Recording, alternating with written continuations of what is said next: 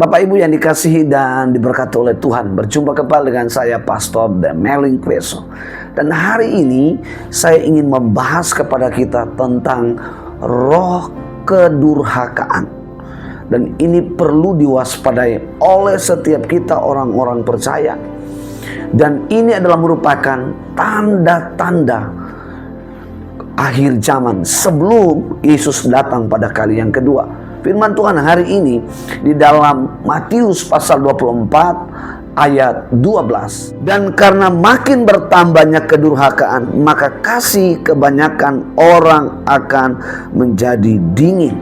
Nah, Bapak Ibu yang dikasihi dan diberkati oleh Tuhan, kalau kita membaca keseluruhan daripada ayat ini, dari ayat 3 sampai pada ayat ke-14, pertanyaannya adalah mengapa terjadi kedurhakaan? Dari mana sumbernya kedurhakaan ini sehingga membuat orang Kristen, di dalam ayat 12b dikatakan apa?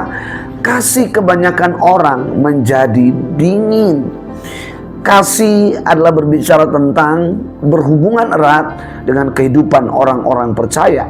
Nah, Rasul Yohanes selalu menghubungkan kata kasih ini dengan kehidupan orang-orang percaya. Artinya bahwa di luar daripada Kristus orang tidak akan memiliki kasih.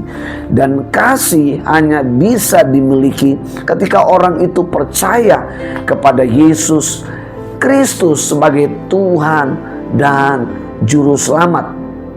Ayat 3 ditanyakan oleh murid-murid Tuhan Yesus kepada Tuhan Yesus bahwa apa sebetulnya tanda sebelum kedatangan Tuhan Yesus, atau apa sih tanda-tanda akan kedatangan Tuhan Yesus yang kedua kali, akan terjadi seperti apa?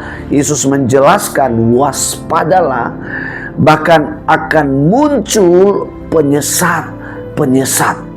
Nah, Bapak Ibu yang dikasihi dan diberkati oleh Tuhan, sebelum kita lanjut lebih dalam tentang apa yang menyebabkan sehingga terjadinya kedurhakaan, nah kita dulu harus mengerti apa artinya kedurhakaan. Nah, kata kedurhakaan di dalam bahasa aslinya adalah kata afon, yang artinya adalah memutarbalikan sebuah kebenaran. Untuk apa?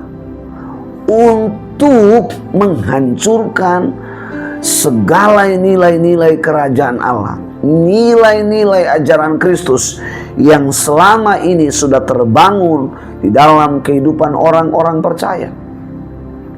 Siapakah orang-orang yang nanti akan menjadi durhaka? Tentu orang-orang yang suam-suam kuku, masuk ibadah nanti setahun sekali, masuk ibadah 3 tahun sekali, atau orang-orang yang tidak pernah sama sekali membaca firman atau bersekutu dengan firman-Nya. Mereka hanya mendengar apa kata orang, mereka hanya mendengar apa kata YouTube. Tidak semua pengajaran-pengajaran orang yang mengatasnamakan pendeta hamba Tuhan di media sosial belum tentu dia adalah seorang pengajar yang benar. Karena Tuhan Yesus mengajarkan bahwa seseorang itu dikatakan benar dilihat dari mana? Dari buahnya, dari karakternya, dari kehidupan sehari-harinya. Orang di media sosial bisa saja dia fasih berbicara, tetapi Bapak Ibu tidak mengenal kehidupannya seperti apa. Nah, kata afon itu adalah penyimpangan. Orang yang menyimpang dari kebenaran. Kita bisa melihat banyak sekali pengajaran-pengajaran di media sosial yang dari Kristen sendiri. Bahkan orang yang dari luar pun masuk dan mengatakan bahwa ada nabi yang dari kitab mereka, dari agama mereka dibuatkan di dalam Alkitab kita. Sementara nabi yang dimaksud mereka tidak ada saksi mata. Dan Alkitab mencatat firman yang kita baca, Alkitab yang hari ini sudah dikanonisasi di dalam menjadi sebuah buku atau Alkitab. Banyak saksi-saksi mata yang menyaksikan bahwa Yesus memang adalah Allah. Yesus memang adalah, dia datang dari sorga. Itu sebabnya waktu kenaikan ke sorga, semua orang dan murid-murid orang-orang percaya menyaksikan dia naik, dia kembali ke sorga setelah dia menyelesaikan misi. Nah, Bapak Ibu, kalau kita tidak tertanam, bertumbuh dalam pengajaran yang sehat, kita bisa saja meninggalkan iman Kristen, iman kita di dalam Kristus, dan kita akan keluar menjadi penyesat. Kita bisa melihat bahwa saudara-saudara kita, hamba Tuhan, berapa orang yang mengklaim diri mereka pernah jadi direktur di STT, menjadi pendeta, tapi setelah dicek di dalam biodata atau data mereka di setiap gereja yang mereka maksud, itu tidak ditemukan. Nah, Bapak Ibu yang dikasihi dan diberkati oleh Tuhan, dari pengertian ini kita bisa mengerti. Kita bisa hari ini mengintrospeksi diri kita. Apakah kita sekarang ini adalah orang Kristen yang sungguh-sungguh, atau hanya Kristen KTP, atau hanya Kristen agamawi. Alkitab kita selalu buat nganggur di rumah kita, dan kita hanya membiarkan begitu saja, sehingga kita hanya bisa membutuhkan Alkitab di saat kita sakit. Ada beberapa daerah yang punya budaya kalau sakit Alkitab selalu ditaruh di samping dengan alasan setan takut atau menjadi pelindung. Ini adalah sebuah konsep mistik yang dipakai, ya. Kelihatannya rohani, tapi itu sebetulnya adalah konsep mistik yang dikemas, ya, kelihatannya rohani. Saya mau bilang Bapak Ibu bahwa setan nggak takut Alkitab Bapak Ibu taruh di samping, di kepala, di mana saja. Yang setan takut adalah ketika firman ada di dalam hidup kita. Waktu Yesus ke Garasa, itu orang baru lihat, apa urusanmu, hai engkau anak Allah yang maha tinggi. Kenapa? Karena dia adalah firman. Dia firman yang hidup. Ada juga orang di zaman modern ini, wajah Tuhan Yesus ditato di badannya, di tangannya, di lengan tangannya, di dadanya, di belakangnya. Bagi saya oke-oke saja Bapak Ibu suka seni, tapi jangan Bapak Ibu rohani, tapi rohaninya bukan pada tempat. Justru itu adalah hal yang tidak sopan. Kadang salib di lingkar ular, apa sih arti dari sebuah tato? Ya, dan apa yang menjadi dampak buat orang lain? Kesannya malah konotasinya negatif. Ketika orang-orang bertato, maaf kata di daerah kita, mungkin daerah-daerah Eropa tidak menganggap hal yang demikian, tapi di daerah-daerah Indonesia Timur akan melihat hal itu sepertinya negatif. Nah, Bapak Ibu yang dikasihi dan diberkati oleh Tuhan, justru kedurhakaan terjadi pada kehidupan orang Kristen. Yang pertama adalah orang Kristen yang suam-suam kuku. Ibadah semau-maunya dia, pelayanan semau-maunya dia, ya, berdoa semau-maunya dia, ya. Yang kedua, Kristen KTP, ya. Saya beribadah karena saya dilahirkan dari keturunan keluarga Kristen. Saya melayani karena saya adalah anak gembala, saya anak pendeta, saya anak majelis. Pelayanan itu bukanlah berbicara tentang soal karena orang tua, karena saudara kita yang jadi pelayan, tapi melayani itu panggilan. Amin. Panggilan. Itu sebabnya kita melayani bukan karena apa kata orang, tapi kita melayani karena ada sebuah perjumpaan kita dengan Yesus yang memanggil kita untuk melayani. Nah, itu sebabnya Tuhan Yesus katakan dalam ajaran ini bahwa penyesatan itu pada ayat yang ke-9, maaf, ayat 5 dikatakan begini. Sebab banyak orang akan datang dengan memakai namaku dan berkata akulah Mesias, dan mereka akan menyesatkan banyak orang. Bapak Ibu tahu dong apa artinya Mesias. Dengan kata lain, Mereka mengatakan, saya diurapi oleh Tuhan, saya punya pengurapan, saya punya karunia. Sehingga banyak sekali kalau orang-orang Kristen yang suam-suam kuku, orang Kristen yang KTP, mereka akan menjadi santapan yang dahsyat bagi para penyesat. Di dalam ayat 11, siapa ini Mesias palsu? Dikatakan di dalam ayat 11, banyak nabi palsu akan muncul dan menyesatkan banyak orang. Ya, dengan kata lain, ini pada zaman itu hanya istilah nabi, rasul, imam. Tapi dengan kata lain di zaman ini adalah hamba Tuhan, tokoh-tokoh agama, tidak selalu dari Kristen, tapi juga di luar Kristen. Mereka akan mengatakan, saya yang diurapi, saya nabi Tuhan. Banyak sekali kalau Bapak Ibu buka di YouTube, ada orang katanya dia bermimpi ketemu nabi, dia bertemu dengan Tuhan dan lain sebagainya. Ya, semua itu harus diuji berdasarkan kebenaran. Haleluya. Sehingga apa? Sehingga kita tidak akan tersesatkan. Nah, Tuhan Yesus mewaspadai bahwa akan muncul para Mesias palsu. Dan mereka itu adalah nabi-nabi palsu yang mengatakan dirinya mereka hamba Tuhan, diurapi dan lain sebagainya. Nah, Bapak Ibu yang dikasihi dan diberkati oleh Tuhan, di dalam ayat 9 ini adalah merupakan tujuan atau goal daripada penyesatan. Yang pertama, gereja akan mengalami penganiayaan. Kita sudah lewati, gereja dibakar, orang lagi ibadah dibom, ya, orang Kristen, para apologet Kristen ditekan, dipenjarakan, sedikit-sedikit mereka tersinggung dan mereka ingin melaporkan dan dipenjarakan. Tujuannya apa? Untuk menghentikan segala pergerakan-pergerakan tentang Injil yang memberitakan tentang satu pribadi yang namanya Yesus Kristus yang Bapak Ibu percaya. Dan hal ini tidak perlu Bapak Ibu hindari. Ya, itu sebabnya Matius 11 Tuhan Yesus bilang, kalau kamu ikut aku, sangkal diri dan pikul salib.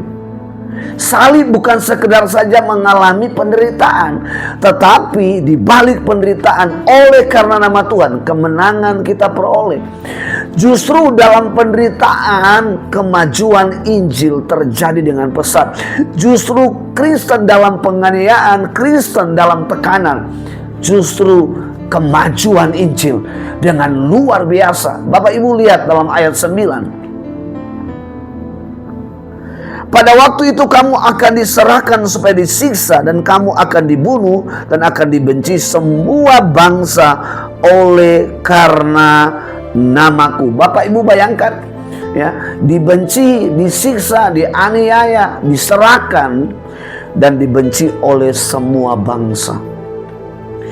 Semua bangsa akan membenci, dan bangsa ini bicara adalah orang-orang yang tidak mengenal Yesus Kristus sebagai Tuhan. Ini adalah motif atau tujuan daripada penyesatan Mesias palsu. Beberapa hari yang lalu ada seorang ibu mengalami sakit penyakit, tetapi karena tidak kunjung sembuh, dia mendatangi seorang imam dan supaya mendapatkan kesembuhan. Ternyata dia tidak memperoleh kesembuhan. Lalu pergi ke salah satu lagi karena ada rekomendasi dari beliau. Dia pergi kedua, ketiga, tidak juga mengalami kesembuhan. Dan pada akhirnya ibu ini meninggal dunia.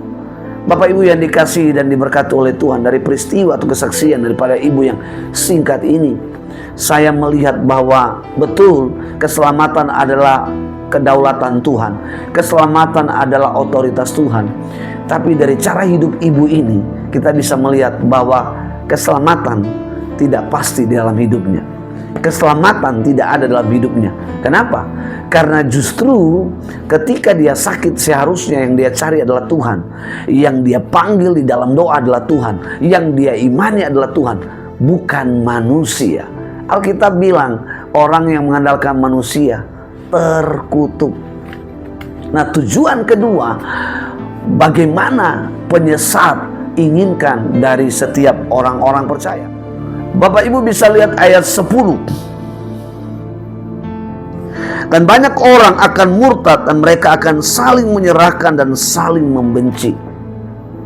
Bapak Ibu bisa lihat orang yang keluar dari iman kita, mereka menyerang Kristen, mereka menyerahkan hamba-hamba Tuhan, mereka ingin memenjarakan hamba-hamba Tuhan. Dan ini Alkitab sampaikan hari ini. Dan inilah ajaran Tuhan Yesus yang mengajarkan hari ini. Itu sebabnya Bapak Ibu waspadai. Kita tidak perlu melarikan diri, waspadai. Ya, kita tidak perlu harus menghindari, dan resiko ini pasti kita alami. Percayalah bahwa segala hal yang terjadi di dalam iman Kristen justru itu mengalami kemajuan Injil. Ya, dikatakan mereka saling menyerahkan, anak menyerahkan papanya, papa menyerahkan anaknya, dan lain sebagainya. Bapak Ibu yang dikasihi dan diberkati oleh Tuhan, kita tidak perlu sedih. Tapi mari kita belajar dari kehidupan orang-orang Kristen yang telah keluar dari iman Kristen. Itu sebabnya kita belajar hari ini, supaya kita punya iman tetap kuat di dalam Dia. Yang ketiga, tujuan daripada penyesatan di dalam ayat 12b dikatakan, maka kasih kebanyakan orang menjadi dingin. Orang jadi suam-suam kuku melayani, orang jadi suam-suam kuku berdoa, orang malas berdoa, orang malas beribadah, orang malas. Dan ini sedang terjadi, betul?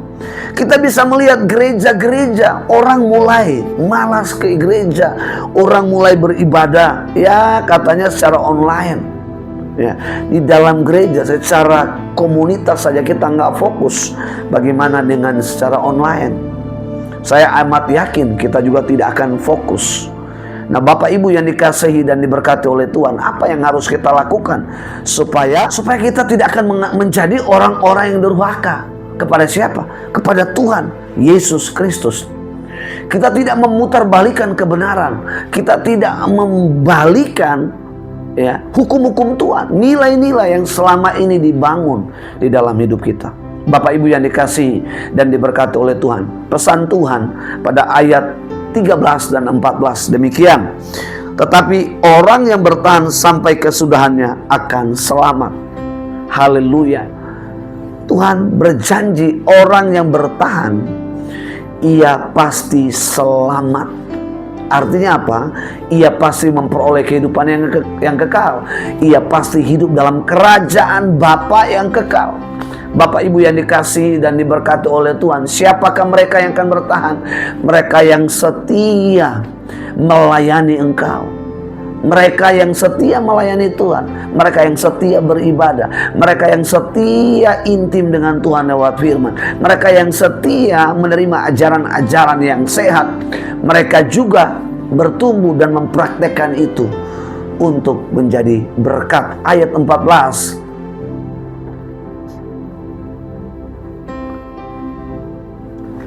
dan Injil kerajaan ini akan diberitakan di seluruh dunia menjadi kesaksian bagi semua bangsa. Sesudah itu barulah tiba kesudahannya. Tuhan rindu kita anak-anak Tuhan, kita murid-murid Kristus. Mari kita pakai hidup ini untuk menjadi kesaksian bagi bangsa-bangsa, memberitakan tentang rahmat Tuhan, memberitakan tentang Injil kerajaan Allah. Yesus berkata, engkau telah diberi kuasa untuk pergi menyembuhkan mereka yang sakit, melepaskan mereka yang terikat oleh roh-roh jahat. Di dalam nama Yesus Kristus, Bapak Ibu jangan berpikir hanya hamba Tuhan engkau punya kuasa. Sejak kapan? Sejak engkau terima Yesus sebagai Tuhan dan Juru Selamat, Roh Kudus mendiami hidupmu. Kenapa? Karena oleh Roh Kudus kuasa itu bekerja, urapan itu bekerja, firman itu keluar dan menjamah, menarik kehidupan orang lain. Hari ini, maukah engkau siap untuk dipakai menjadi saksi, untuk menjadi kesaksian bagi bangsa-bangsa? Siapkah engkau hari ini tumbuh, tertanam dalam ajaran yang sehat, dan mau diubahkan oleh setiap kebenaran, sehingga hidupmu tidak akan mengalami yang namanya kedurhakaan, melainkan pesan firman Tuhan di ayat 13 dan 14. kau bertahan sampai akhir daripada segala sesuatu, akhir daripada hidup kita. Dan percayalah, hidup kita akan menjadi berkat, menjadi kesaksian bagi bangsa-bangsa. Dan itulah yang Tuhan Yesus rindukan, itulah yang Bapa rindukan. Kenapa? Karena hanya dengan cara itu banyak orang akan percaya Yesus sebagai Tuhan dan Juru Selamat. Banyak orang akan mendengarkan Injil, dan itu memastikan bahwa kedatangannya sudah tidak lama lagi datang. Itu memastikan bahwa Yesus tidak lama lagi datang. Karena itu, persiapkanlah dirimu hari ini. Waspadai setiap penyesatan yang membawa kedurhakaan. Persiapkan diri hari ini menjadi seperti wanita-wanita yang bijaksana untuk dijemput oleh mempelai laki-laki. Siapa dia? Adalah Yesus Kristus. Yesus berjanji, aku pergi supaya di mana aku ada, di situ kamu ada. Aku pergi karena aku menyediakan tempat bagi kamu. Yesus pergi supaya menjadi sebuah keyakinan pasti bahwa Yesus yang dituduhkan oleh orang-orang di luar sana itu adalah semua bohong belaka, semua adalah omong kosong belaka. Karena Yesus adalah Allah yang datang kepada kita ke dalam dunia ini dan memastikan bahwa dia bukan hanya dari bumi ini, tapi dia dari sorga yang datang ke bumi ini karena kasihnya begitu besar untuk kita, supaya kita tidak akan binasa, melainkan hidup di dalam kerajaan Bapaknya yang kekal. Maukah Bapak Ibu mengalami janji-janji ini? Maukah Bapak Ibu mengalami apa yang Tuhan ajarkan? Maukah Bapak Ibu hari ini menghidupi, dan biarlah kebenaran ini membuat engkau bertahan sekalipun engkau dalam penderitaan.